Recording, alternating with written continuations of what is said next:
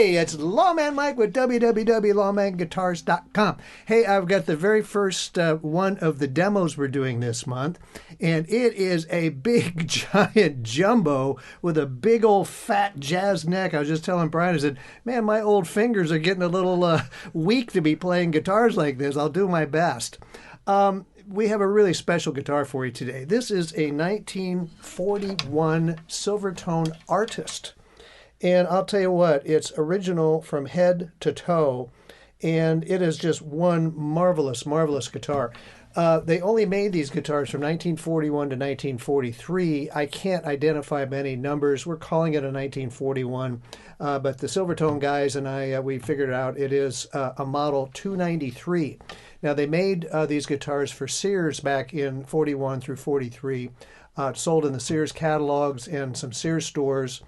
They had the 293, which was the natural model with the natural top, and then they had a slightly sunburst. It was more of a brownish burst guitar, which was the 295.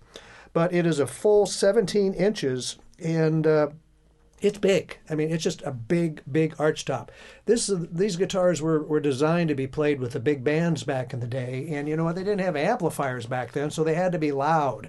And so this one is no exception. Brian was saying, that's a loud guitar. It's like, well, it's supposed to be. So it's really, really cool. It's got a 24 3/4 inch scale neck with a 1 3/4 inch nut, which is why it's a little more difficult for Lawman's little tiny hands to be playing. But one of the really cool things I like about this guitar, Brian was just commenting on the Art Deco fret markers, which are really, really cool. But what I really liked on this guitar was this fretboard, which is rosewood. They didn't color it a lot of times, and you know, rosewood has different shades of brown, and normally what they would do is stain the whole thing one color. They didn't do this on this guitar, and maybe they weren't doing it back then. But as you can see, it's sort of a light brown, which matches the overlaid headstock here, and then a darker brown alongside of it. And it's not that it was stained that way. That's the rosewood color. So I was really struck by that. It's just really, really beautiful. It's got a big overlay headstock Silvertone Artist. It's fully bound. It's got 1, 2, 3 layers on both the front and back. The neck is bound with, is it 2 or 3? 2 layers of binding material. Even the neck has got the plug on it. 2-piece back, which is just this gorgeous, gorgeous maple. Is that right? I think it might be maple. Yeah, maple back and sides. And, you know, it just very, very, very thin back here. You can just hear the sound coming from this guitar. I mean, it's got an arched back. It's not a flat back. It's got an arch to it, which also helps project the sound through those F-holes. And it's just an incredible guitar. It has the original tailpiece, which is very fancy. It's got the original bridge, which is also fancy. It's got this big fancy piece on here. And the thing that I thought was most remarkable was it still has the original pickguard. This is one big hunk of plastic, and it's translucent. You can see through it, and you can see the hole of the F-hole through it. And it's just beautiful. I mean, it was really dirty when I got it. I mean, you couldn't see through it when I got it. You can now. It also has on the back these covered tuners. I'm guessing that those are cloisons just from the buttons. That I would guess those to be cloisons, but they have covers on them, which another high-end feature. And as you look at this neck, check out the wear on it. I mean, this guitar was played. It's got tons of hand wear on it, but no damage. I mean, there's no cracks on it that needed to be addressed. It certainly has been around. I'm guessing it was a pro player's guitar. It's got pick scratches in here and here. You know, so it was a hard strummer, which, you know, again, it's a jazz guitar. And I'm also guessing that the frets had been replaced at some point.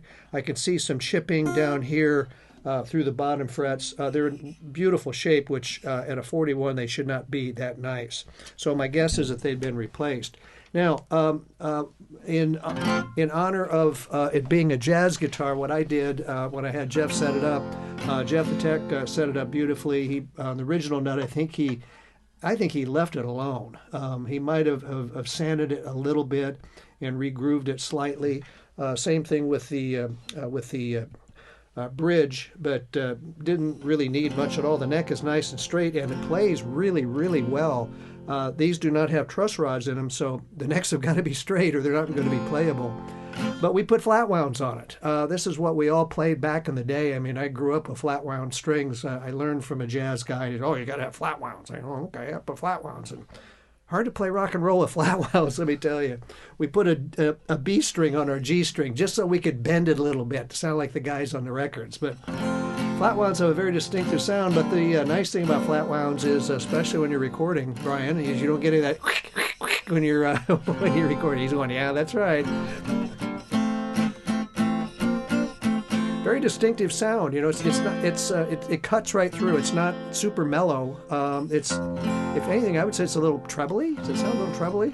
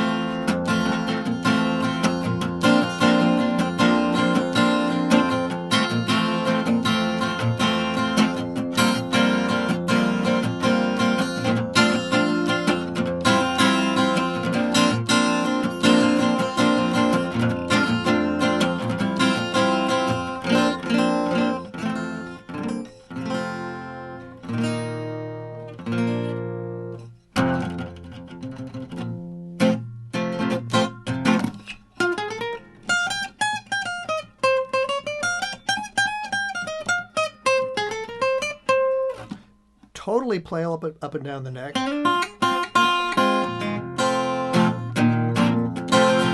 This is a really, really special guitar, and I hope a jazz guy gets it. I'm really not giving you much at all what this guitar is capable of. Doing the best I can, but this guitar, I'm sure was a pro player's guitar. It's just fantastic. Plays great, looks great, all original, super, super valuable guitar.